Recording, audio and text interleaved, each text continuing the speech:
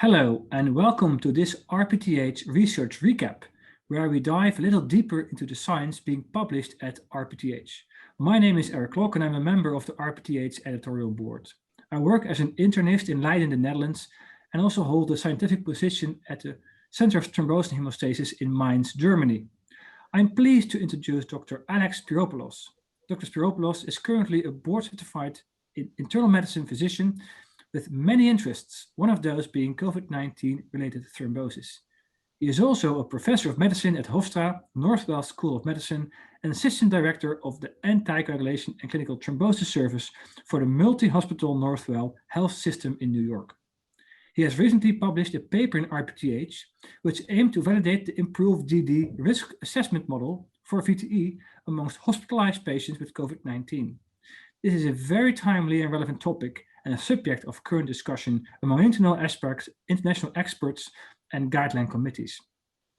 Dr. Spiropoulos, we very much look forward to hearing your presentation. Thank you, Dr. Clark, and it's a pleasure being here.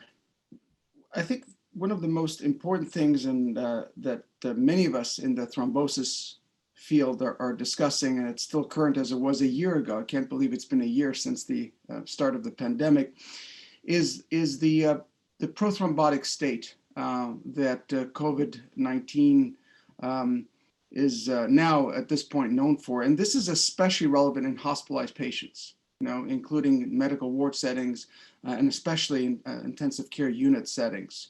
So we know that this prothrombotic state is caused by myriad and very complex factors of both the coagulation system, the immune system, and the inflammatory system.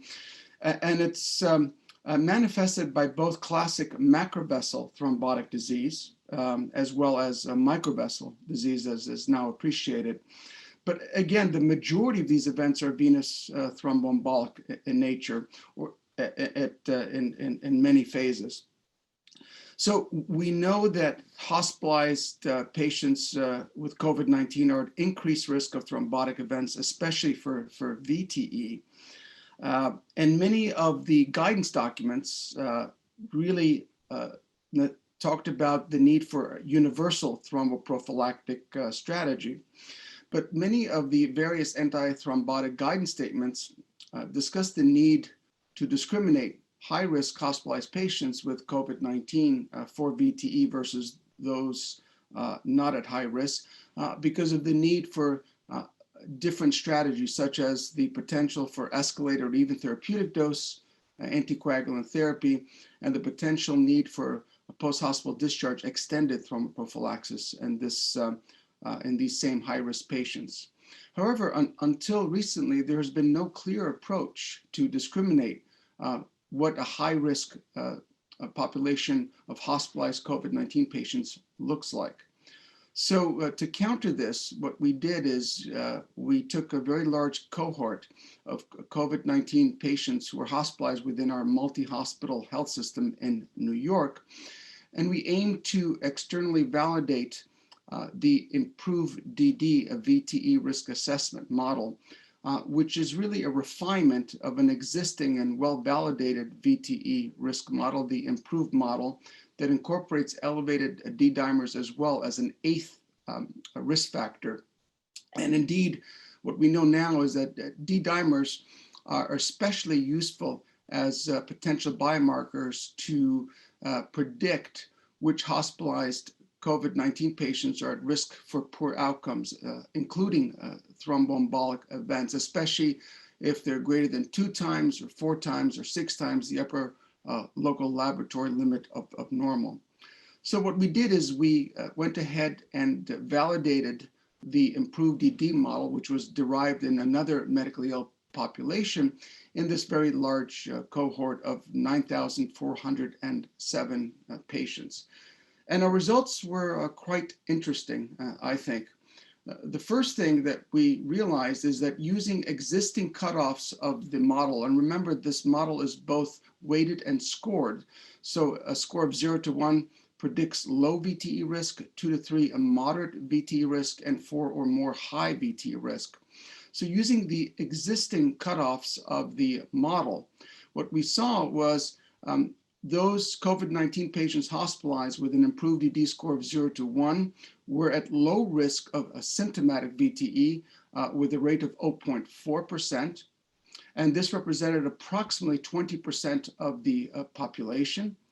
An improved ED score of 2 to 3 predicted a moderate VTE risk population with a symptomatic VTE rate of 1.3%. And this represented approximately 40% of the entire cohort. And lastly, an improved ED score of 4 or more predicted a high VTE risk population with symptomatic VTE event rates of about 5% or more.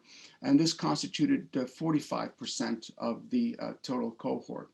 So indeed, what we saw was using this existing tool, the improved ED, which incorporated elevated D dimers, we were able to discriminate hospitalized COVID-19 patients into these 3 categories, namely low, moderate, and high VTE risk. So the improved ED score thus has potential to individualize strategies to prevent thrombotic events, especially VTE in this population. And this becomes important because I think one of the things we're realizing is there's not a one-size-fits-all phenomenon with respect to a universal thromboprophylactic strategy. So the potential to use a universal strategy may mean that we may subject up to 20% of hospitalized COVID-19 patients to the unnecessary harms of using especially pharmacologic thromboprophylactic strategies with these very low VTE rates. Conversely, what we see in this effort is about half of hospitalized COVID-19 patients are at high VTE risk and likely may benefit from other again, approaches such as the use of escalated or even therapeutic dose anticoagulant therapies or the use of post-hospital discharge extended thromboprophylaxis. So I think what the next steps is to further validate the improved ED score in other populations. This was done in a US setting, and the potential to further refine the score with either other biomarkers or again, larger patient populations. Thank you, Dr. Spiropoulos, for your presentation. Very clear.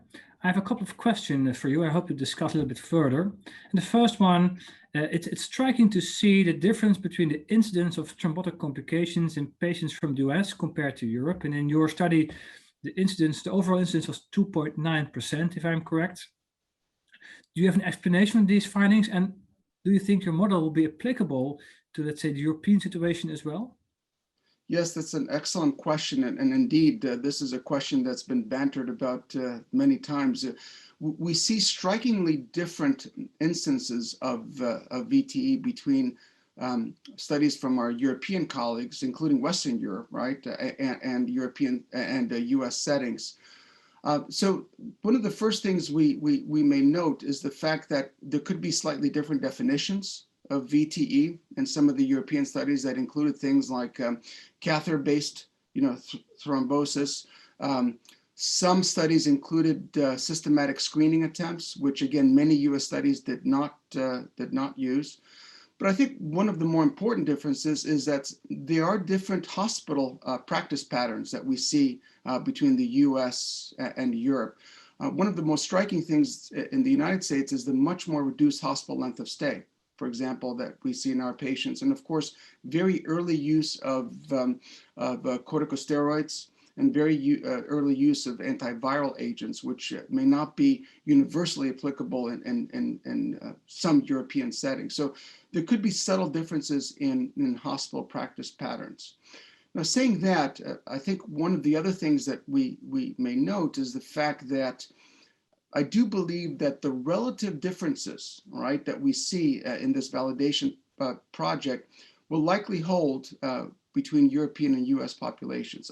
Although the absolute numbers may change. So it's my belief that this validation effort is likely applicable to European populations, but as I mentioned, I think it's worth a separate validation project in European health settings. Thank you very much. I think that's the clear answer, and I would not see why, of course, a predictive strength of the model will be different for European centers. Fully agree. You also just shared with us that it might be applicable to withhold thromboprophylaxis in the patients at the lowest risk. But did those patients in your study also not receive thromboprophylaxis, or was this despite thromboprophylaxis? That's an excellent question. And as we've seen in many of these external validation efforts, we undertook sensitivity analysis. Again, we did this with our first large validation effort for the original improved score, and found that using sensitivity analysis of with and without thromboprophylaxis, the relative weight and rank order of the model coefficients did not change with or without prophylaxis. So within the model itself, again, what we probably would not expect is either the relative rate or rank order to change. However, to your point, the absolute numbers may change indeed. All right, thank you very much. And also, I'm sure you're perfectly aware there are several randomized controlled trials going on. You're involved in some of them on the optimal thromboprophylaxis in acutely ill and critically ill COVID-19 patients.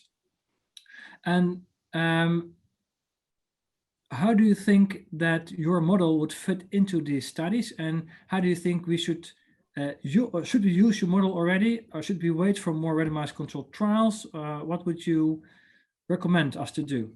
No, it's again a very good question, and as you and I both know, almost all of these randomized controlled trials are not risk stratifying patients to enter the trial based on any VTE risk model such as improved DD. Interestingly enough, what we're seeing is when we add an elevated D dimer into the medical ward populations, we're able to identify a high-risk medical ward population which approaches the thromboembolic risk of some ICU populations. And I think the other thing to keep in mind now in the COVID-19 era is that many patients are outside of a named ICU that are quite ill, or quite sick because of overflow and other issues. So I see really two benefits of the model is maybe refining the very sick medical ward patient, because I think we would all agree that an ICU patient with COVID-19 is at very high thrombotic risk, irrespective of what healthcare setting they are. But maybe the very sick medical ward patient may benefit for further treatment or escalated therapy. And then correspondingly, in my view, we are about to publish a very large study of hospitalized COVID-19 patients who may benefit from extended post-hospital discharge thromboprophylaxis. And indeed, for those patients, we use the improved score plus elevated DD to identify a high-risk subgroup of medical ward patients that would benefit from an extended strategy. So I think at this point, of course, we need further validation efforts, but I think this is really where the key of using this model may help us. Well, of course, we look greatly forward to that publication, which should be a landmark trial, not only for COVID-19 patients, but also, of course, overall for clinically ill patients who are discharged. So thank you very much for presenting your work and giving us more insight into the improved DD risk assessment model. And we really hope viewers will read the full details of your paper on our site. And I hope you, Dr. Spiropoulos, would consider publishing again in RPTH. Thank you for watching, and keep an eye out for the next RPTH recap.